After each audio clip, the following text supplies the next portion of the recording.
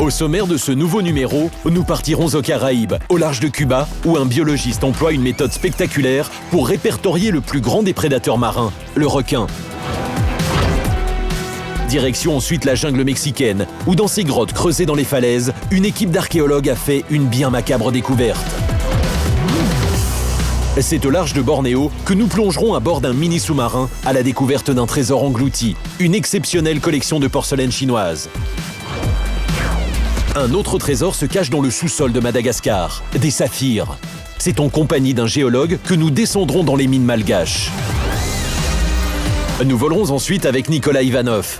Cet aviateur hors du commun réalise à plus de 400 km/h des prouesses avec son avion. Au Japon, la lutte contre les tremblements de terre est devenue une priorité nationale depuis qu'en 1995, la ville de Kobe a été partiellement rasée. Enfin, direction le Cameroun, où une équipe de rangers étudie les éléphants qui mettent en péril le fragile équilibre du parc national de Waza.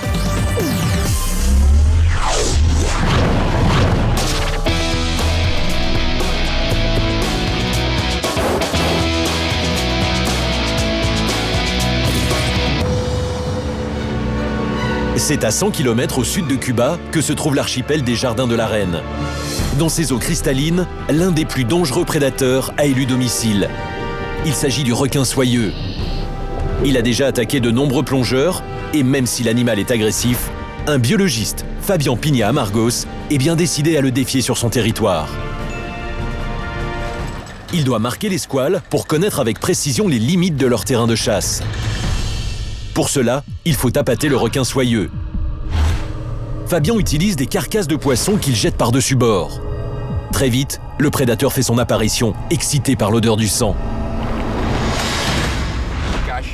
Les soyeux peuvent venir très près du bateau, d'où on peut les attraper relativement facilement et les marquer juste derrière la nageoire dorsale. Une fois les requins à proximité du bateau, Fabian va tenter de placer sur leur nageoire dorsale une étiquette indiquant la date et le lieu de marquage pour pouvoir identifier l'animal par la suite. Mais comment attraper un requin à main nue sans prendre le risque de se faire arracher un bras? Fabian utilise une méthode unique au monde. Il faut saisir la queue du requin et serrer énergiquement la nageoire caudale. Nous ne savons pas exactement pourquoi, mais le requin est alors comme hypnotisé. Ensuite, vous pouvez le manipuler sans problème.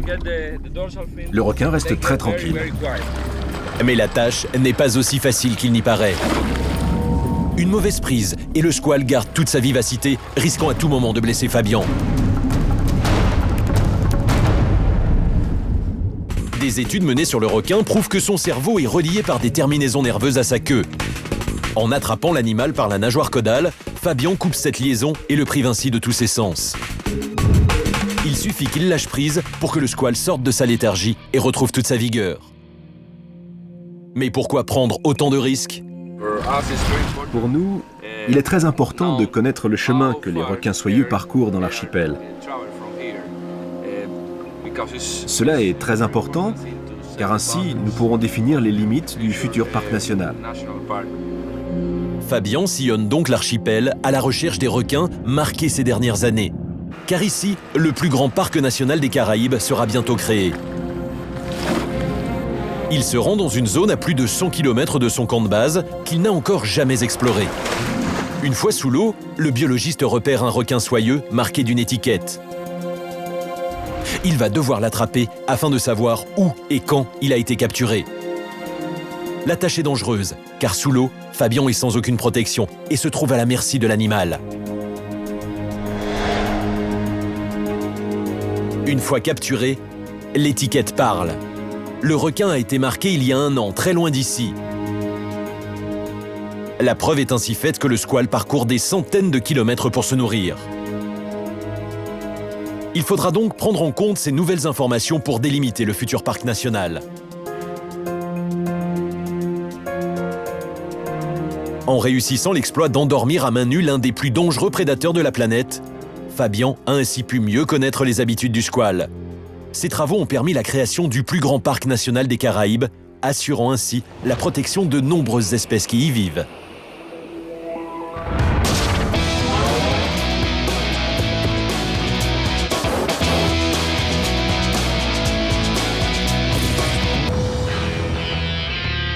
Au fin fond de la jungle mexicaine, le fleuve Rio La Venta serpente dans une vallée sacrée pour la population de la région. Les falaises abruptes qui bordent ses rives renferment de mystérieuses grottes. C'est en les explorant qu'une équipe de spéléologues a découvert les restes d'une civilisation disparue. Pour découvrir qui étaient ces hommes qui vivaient dans ces grottes perchées à plus de 100 mètres au-dessus du vide, une équipe de scientifiques avec parmi eux 15 archéologues se rend sur place. En descendant le cours du Rio La Venta, ils repèrent enfin les grottes à flanc de falaise. Y accéder n'est pas une mince affaire. La progression dans la jungle est difficile et l'ascension est très dangereuse. Qu'une seule racine lâche et c'est la chute dans le vide. Les derniers mètres pour accéder à la grotte sont encore plus périlleux. Les archéologues doivent emprunter de frêles échelles de corde mises en place par les spéléologues. Perchés ainsi au-dessus du vide, pas question d'avoir le vertige. Une fois enfin sur place, l'étude des objets trouvés au sol va leur permettre de remonter le temps et savoir ce qui s'est passé ici. Pour cela, ils vont devoir fouiller méticuleusement la grotte à la recherche de la moindre trace de présence humaine. Petit à petit, les premiers indices apparaissent. Ils découvrent tout d'abord des poteries, des peintures et même des lambeaux de vêtements. C'est un vêtement fait pour les pays chauds. Il est très léger et délicat. Ces premiers éléments permettent de dater cette mystérieuse civilisation. Elle serait originaire d'Amérique centrale et aurait vécu dans ces grottes 3 siècles avant Jésus-Christ. Mais pourquoi occuper des grottes quasi inaccessibles ? C'est au fond de ces cavités naturelles que les archéologues vont trouver la réponse. Ils mettent au jour des ossements, des os de petite taille. Des os humains d'un bébé de 6 mois ou 1 an. On voit un fémur et là un morceau du bassin. Ces grottes seraient-elles des cimetières ? Est-ce que c'est un enfant? Oui. Et l'autre, au fond, c'est un autre enfant? Oui, c'est un enfant aussi. Ce sont ainsi 11 petits corps qui sont découverts. Leurs restes sont délicatement transportés jusqu'au laboratoire de fortune installé dans la jungle. Les archéologues vont pouvoir, plus de 2000 ans après leur mort, définir la cause des décès de ces enfants. Les analyses parlent et la grotte délivre son terrible secret. Ce crâne a probablement été victime d'un rituel, comme l'atteste l'ouverture au niveau du front, qui pourrait résulter d'un choc. Il n'y a donc plus aucun doute, les grottes du Rio La Venta faisaient l'objet de sacrifices d'enfants aux divinités. Les sacrifices d'enfants en Amérique centrale étaient généralement dédiés au dieu de la pluie. Le prêtre allait dans les rues et achetait un enfant à sa mère et l'emmenait pour le sacrifier sur une pyramide ou dans une grotte. C'est dur à croire, mais le prêtre était très heureux si l'enfant pleurait beaucoup sur le chemin du sacrifice, parce que cela prédisait une bonne saison des pluies l'année suivante. Face à cette macabre découverte, les archéologues doivent replacer ces événements dans leur contexte historique.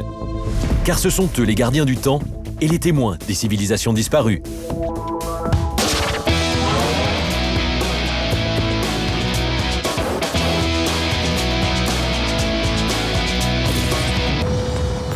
C'est en mer de Chine, au large des côtes de Bornéo, qu'une étrange embarcation est ancrée. À son bord, une équipe d'archéologues et de plongeurs s'organise. On va faire un briefing général, je vais essayer de vous expliquer un peu. Des études sismiques ont révélé la présence de ce qui semble être les vestiges exceptionnels d'un ancien naufrage. Il faut faire vite. La météo ne permet d'effectuer que 2 mois de fouilles, car ensuite, ce sera la saison des cyclones. Sans perdre de temps, le chef des fouilles, Michel Lourd, effectue une première plongée de reconnaissance à bord d'un petit sous-marin spécialement conçu pour cette mission. Les vestiges reposent à plus de 60 mètres sous la surface. Mais à ces profondeurs, la lumière est rare. Et malgré les projecteurs du sous-marin, la progression est difficile. 48 mètres. T'as l'impression de planer au-dessus des nuages. Vraiment, voilà, t'as l'impression d'être au fond, là. Visibilité nulle, 52 mètres. 53 mètres. Incapables de localiser l'épave, ils abandonnent et remontent à la surface. À partir de pratiquement 42-44 mètres, il n'y a absolument plus aucune visibilité. Mais rien, on ne voit même pas les bras. L'inquiétude gagne l'équipe. Et si le site avait été détruit par un chalut, ou pire, ravagé par des pilleurs d'épaves? Pour en savoir plus, Michel décide d'envoyer un petit robot muni d'une caméra. Ses moteurs soulèvent moins de vase que ceux du sous-marin. L'équipe attend avec impatience les premières images du robot. Quand enfin elles apparaissent, elles témoignent de l'ampleur et de la richesse de la zone à fouiller. Le site est intact. L'objectif de la caméra filme des milliers d'objets serrés les uns contre les autres. Il ressemble étrangement aux cargaisons des jonques chinoises qui naviguaient dans ces eaux il y a 6 siècles. Quelques jours plus tard, le temps permet enfin une plongée en sous-marin. La caméra capture des images exceptionnelles. Michel est sous le choc. J'ai rarement vu ça, hein. J'ai même jamais vu ça. Parce que c'est à la fois plus grand, plus haut, plus massif que tout ce que j'ai vu. Je pense qu'il y a peut-être entre 10 et 15 000 pièces différentes. C'est la plus grande découverte jamais faite en mer de Chine. Une cargaison entière de vaisselle en porcelaine du XVe siècle. Assiettes, bols, vases, tout est quasiment intact. Mais une question hante les esprits. D'où venait ce navire quand il a fait naufrage et à quoi pouvait-il bien ressembler? Les réponses seront apportées par les objets remontés par les plongeurs. Ils prennent d'énormes risques pour remplir les paniers. Leur visibilité est quasiment nulle et c'est en aveugle qu'ils travaillent sur le site. Mais leurs efforts sont finalement récompensés. Ce sont des centaines de jarres, d'assiettes, d'objets de toutes sortes qui refont surface après des siècles sous l'eau. Un nettoyage méticuleux et la vase laisse la place à d'exceptionnelles porcelaines. C'est la porcelaine de Chine, classique, avec un beau décor bleu et blanc. Donc c'est vraiment des très belles pièces. Et ce n'est rien comparé aux milliers d'autres pièces qui seront remontées durant plus de 4 semaines. Leur disposition, au fond de l'eau, va même permettre de définir les contours du navire. Il était long de 30 mètres et large de 10. Il s'agissait d'un voilier chinois, une jonque utilisée pour le transport de marchandises. La jonque aurait donc été engloutie par les flots à une époque où le trafic maritime en mer de Chine était à son apogée. Michel Lourd et son équipe auront finalement réussi un exploit. En 2 mois, ils ont réalisé la plus vaste des études archéologiques jamais menées en mer de Chine.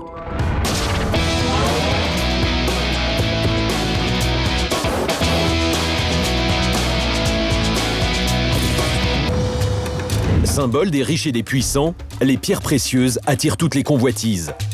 Aussi, à Madagascar, quand un gisement est découvert, ils sont des centaines à prendre tous les risques pour tenter leur chance. Les saphirs ont fait la renommée de l'île, qu'ils soient bleus, violets, jaunes ou verts.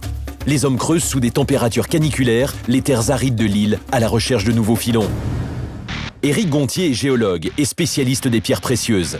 C'est pour évaluer le potentiel des nouveaux gisements de saphir récemment découverts qu'il s'est rendu sur place. On a une couche noire particulièrement dure et à la base de cette coulée, on a des galets très denses. Et c'est au niveau de ces galets qui sont posés à la base de la couche gémifère que se situe le saphir. Trouver une pierre de qualité se mérite. Les ouvriers doivent extraire chaque jour des tonnes de terre pour accéder enfin aux précieux filons. Et après l'extraction, il faut encore nettoyer méticuleusement la terre, la passer sous l'eau, pour que l'œil avisé du spécialiste distingue un reflet, une couleur. Il y a un joli saphir là, saphir mauve qui est très beau, ici là. Il y a un joli petit saphir mauve, il est très coloré, vraiment une très jolie petite pierre. Bon, ce sera une pierre de quelques dixièmes de carat, mais très colorée. Autant de couleurs que de saphirs, même si les bleus sont les plus connus et les plus vendus. Et si quelques pierres sont de qualité, beaucoup d'autres ne le sont pas. Aussi, quand Éric arpente les rues de la ville, il ne se laisse pas prendre au jeu des marchands. Elle est fendue au milieu, c'est pas une pierre, c'est trop cher, beaucoup trop cher pour ce qu'il demande. Voilà, ça c'est un joli saphir, voilà, un beau saphir, voilà, celui-là il est pas mal. Voilà, ça c'est une pierre bien ronde, elle est assez propre. Et ça ferait une jolie pierre. À Madagascar, dès qu'un filon est découvert, un village fait son apparition. C'est le cas ici à Sakara, au sud de l'île. En 6 mois, la population a atteint 2000 habitants. Pourtant, aucun salaire ne sera perçu par les ouvriers placés sous haute surveillance. Ils toucheront seulement une commission sur les pierres qu'ils trouveront. Aussi, ils prennent d'énormes risques pour accéder au gisement. Les galeries peu consolidées qu'ils empruntent peuvent descendre à plus de 60 mètres de profondeur et beaucoup se sont déjà effondrés sur eux. Eric va pourtant descendre dans l'une d'entre elles. Il lui faut estimer le potentiel du gisement. Mais pour y arriver, il doit payer de sa personne. Une fois remonté à la surface, il constate que la récolte est plutôt bonne. Ah, ben voilà. Ah oui. Et ben voilà, on trouve... Ah ben oui, le rubis, il est pris dans le... On va le gratter un peu. Ah ben le voilà. Voilà un petit rubis. Et oui, le rubis rouge est aussi un saphir. C'est-à-dire que vraiment, pour trouver du saphir, il faut chercher. C'est pas gagné, comme on dit. Pas gagné sans doute, mais le risque en vaut le prix. Les saphirs sont les pierres les plus vendues au monde. Un saphir dont le poids dépasse les 10 carats pourra se vendre plusieurs milliers d'euros. Et certains collectionneurs sont même prêts à payer des fortunes pour des pierres aussi rares que ce saphir orange. Alors l'exploitation des richesses de Madagascar n'est pas prête de s'arrêter.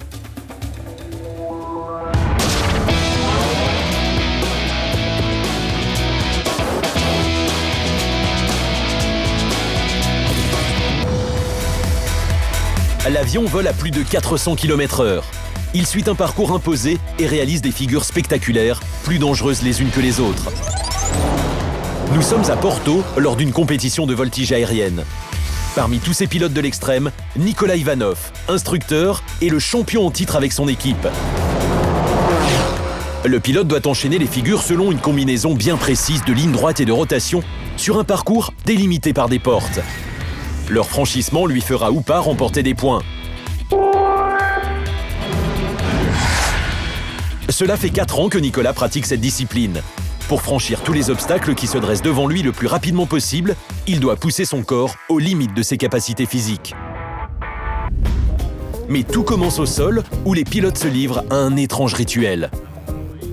En fait, ça c'est le truc classique de la voltige, c'est-à-dire que tu utilises le manche comme ça, tu mimes le manche, et la main, ici c'est ton aile. Comme le skieur qui est en train de mimer sa descente. Un entraînement qui demande une préparation physique exemplaire, car en voltige aérienne, le corps subit tous les effets des changements de direction. Sous ces accélérations, lors de certaines figures, une force que l'on mesure en G cloue les pilotes sur leur siège. Leur poids peut alors être multiplié par 12. C'est un peu comme s'ils pesaient 800 kg. Résultat, le sang descend brusquement dans les jambes des pilotes. Certains organes, et en particulier le cerveau, ne sont alors plus irrigués. Et là, c'est le danger, c'est-à-dire qu'on peut avoir le voile noir. C'est-à-dire ça va commencer par la perte des visions des couleurs, un voile gris, le champ de vision se rétrécit, on peut ne plus rien voir, et le plus dangereux, c'est la perte de connaissance. C'est pour éviter cela qu'une combinaison révolutionnaire a été conçue. Elle renferme de l'eau et permet de limiter l'effet des jets sur le corps des pilotes. Pour mouler le corps parfaitement, nous avons des lacets qui entourent le corps. Et quand l'eau descend, elle vient faire pression sur les jambes et cela aide à faire remonter le sang jusqu'à la partie supérieure du corps, les poumons et le cerveau. Une combinaison très utile, mais qui cependant ne préserve pas les pilotes de l'accident. Aussi, ils ont mis au point leur propre technique pour combattre les effets de cette force. Il faut comprimer les abdominaux, il faut vraiment avoir une bonne ceinture abdominale pour comprimer tout ça, éventuellement grogner un peu, crier un peu pour combattre ça quand ça dure plus longtemps, pour bloquer au niveau du ventre tout le sang qui puisse descendre. Par cette méthode, ils arrivent à irriguer un peu plus leur cerveau et lui apporter de l'oxygène.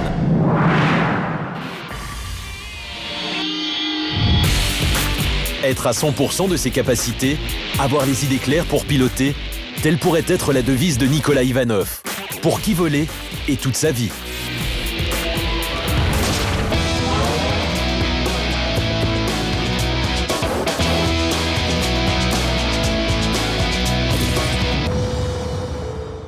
Le Japon est un archipel qui vit sous la menace constante des tremblements de terre. Chaque année, le pays est parcouru de secousses plus ou moins importantes. Il y a 15 ans, la ville de Kobe a connu le plus terrible des séismes. La ville a été dévastée et le tremblement de terre a fait plus de 6000 morts, des milliers de blessés et d'importants dégâts matériels. Plus de 80 000 logements ont été détruits. Comme une telle catastrophe peut se reproduire à tout moment au Japon, la menace est prise très au sérieux. À Kobe, le traumatisme est ancré pour toujours dans la mémoire collective. Et aujourd'hui, le seul témoin de ce désastre reste cette digue en plein centre-ville. De nouveaux bâtiments, de nouvelles autoroutes ont vu le jour. Mais comment être certain qu'ils résisteront à un nouveau tremblement de terre?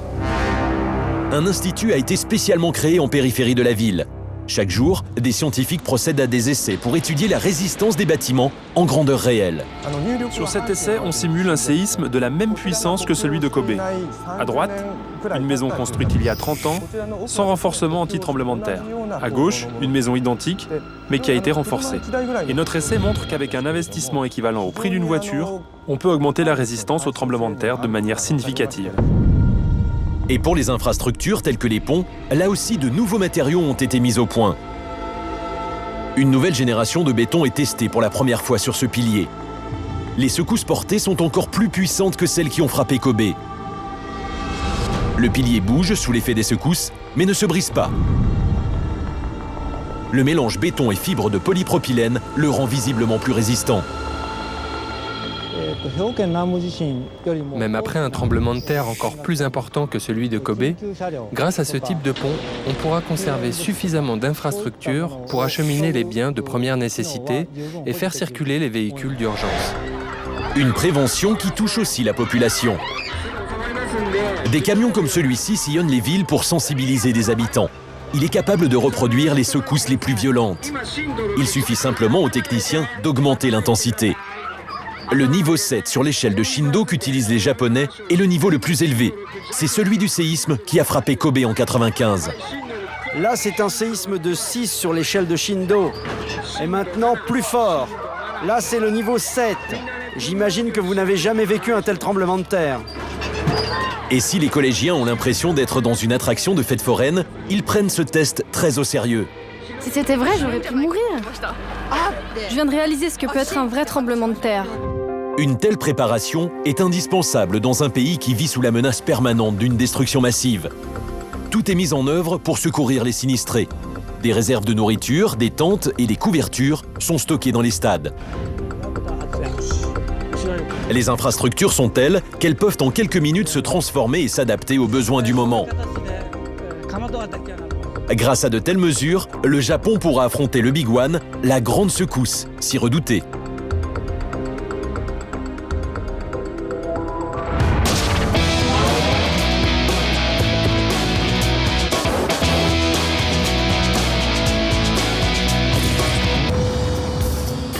Au nord du Cameroun se trouve le parc national de Waza, une réserve naturelle de plus de 36 000 km² qui regroupe une faune exceptionnelle. C'est ici que vit la plus grande concentration d'éléphants d'Afrique de l'Ouest.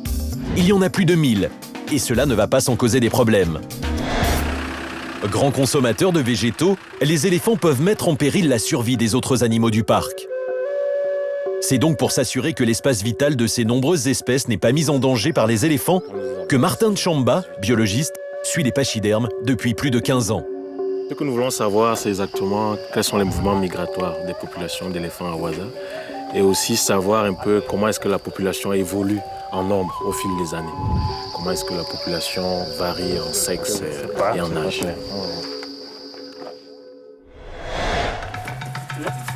Des colliers émetteurs sont placés sur certaines femelles et permettent à Martin de suivre les différents troupeaux dans le parc.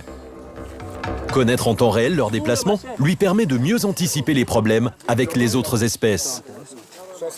Ce matin, Martin et son équipe sont sur le terrain, car depuis quelque temps, une femelle manque à l'appel. Mamat. Vous recevez qui? C'est le 60 ici. Le 48 n'a pas émis. Mamat mène un troupeau de 300 individus et son collier ne répond plus. Il faut donc que Martin et son équipe retrouvent la femelle au plus vite pour le lui changer. Non, à droite. À droite, sur là. Un troupeau a été signalé à proximité d'un point d'eau et la chance semble sourire à Martin. Ça, c'est Mamat qu'on retrouve là dans un troupeau de près de 300 éléphants. Il s'agit d'éléphants qui migrent vers le sud en saison de pluie. Et c'est le troupeau que nous recherchions. Une fois l'animal identifié, il faut encore pouvoir l'immobiliser. Pour cela, une seringue anesthésiante est préparée. Endormir le pachyderme reste la seule solution pour pouvoir lui changer son collier. Il faut s'approcher le plus près possible de Mamat. Le danger est réel. Si un des éléphants du troupeau se sent menacé, il chargera. 15h22, heure de tir. L'oxygène. Le tir réussit. Il faut ensuite agir très vite. OK. L'animal ne doit pas se réveiller durant le changement de collier et surtout, il doit pouvoir respirer. Pour cela, on l'intube. Quand vous tirez, ne laissez pas, sinon ça prend son bras. Sans cet apport d'oxygène, l'animal peut s'étouffer à tout moment sous son propre poids. Une fois le collier changé, Mamat peut être réveillé. 16h12, antidote. Un antidote injecté neutralise les effets de l'anesthésiant. C'est le moment crucial de toute l'opération. S'assurer que l'éléphant se lève dans les meilleures conditions. Et c'est le cas pour Mamat, à qui il faut cependant un peu de temps pour soulever ses 5 tonnes. On ne peut pas me rêver d'une meilleure journée. C'est un éléphant que nous avons bagué il y a 2 ans. Et nous avons pu le retrouver. Grâce à l'étude menée sur les différents troupeaux, Martin a pu déterminer qu'une partie des éléphants quitte le parc par le nord à la saison sèche, alors qu'une autre partie descend plus vers le sud à la saison des pluies. Des mouvements migratoires qui évitent une trop forte concentration d'éléphants et permettent ainsi une paisible cohabitation entre les espèces.